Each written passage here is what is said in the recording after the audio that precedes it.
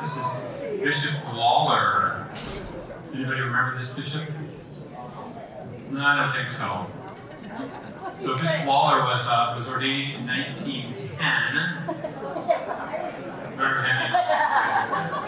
In 1910 as an auxiliary bishop of St. Paul, Minneapolis, originally from Rochester, Minnesota.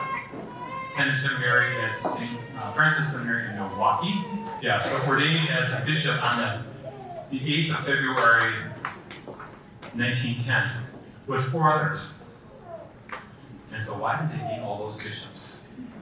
I mean, one's quite a bit. They had 5 others. Well, 1910, think about what's going on then. All kinds of new dioceses being formed in this part of the world. So it was a sense that they would be there for a while, but they're going to go start in dioceses, and that was certainly the case with Bishop Lawler. So Bishop Lawler was the pastor of the cathedral, and he was the one who was responsible for raising money and building that cathedral into it.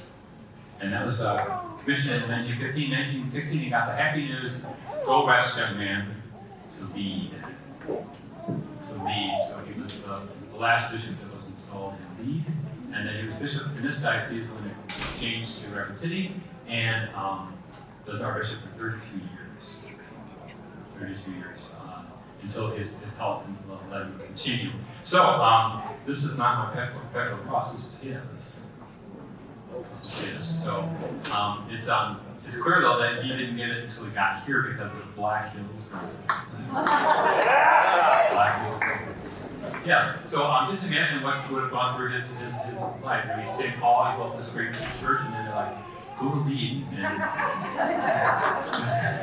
it's kind of like when the nuncio called me and asked me to come here, and then he asked me, do you know where Rapid City is? And I did. I've been here twice. So he goes to lead, and he wears a cross. So this is where this is a reminder that this is our mission, to embrace that cross of Jesus, which is always the way to life, right? Always the way to life. Right? Pouring ourselves out. So we did that. So his chalice here, this is Bishop Lawler's chalice, and the history says that when he became a bishop in 1910, all the priests that had served under him as associates bought this ground. So this is his, and some pretty typical symbolism on here, including things like the pelican that pierces her breast so that she can feed her young, very Eucharistic symbol, and then the phoenix rising from the flames, the sense of the resurrection. Down at the bottom, very interestingly, we have the 4 evangelists. Many times they'll be symbolized by their symbols from like the eagle and all that. But no, these are men. They've got them in human forms, holding books. And so very lovely. And then the inscription on the bottom says, this chalice was presented as a token of esteem and gratitude to Right Reverend John J. Lawler, D.D., who's a doctorate, on the occasion of his consecration as auxiliary bishop of the Archdiocese of St. Paul, May 19, 1910, by the priests who served as his assistants.